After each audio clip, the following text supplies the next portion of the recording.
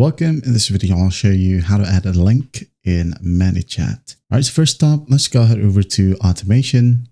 I'm just going to go ahead and start from scratch. Okay, start with blank. Now it's going to ask for a trigger. Just for example, user applies right here.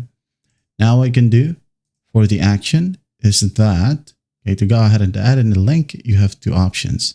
First up, in the text, you can go ahead and add in maybe a PDF file, copy a link, this link. All right.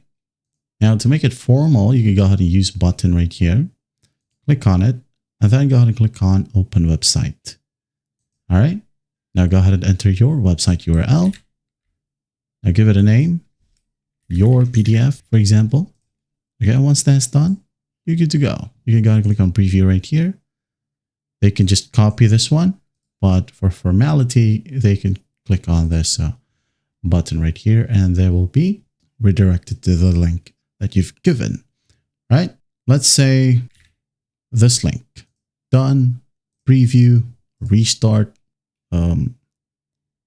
visit the channel, done.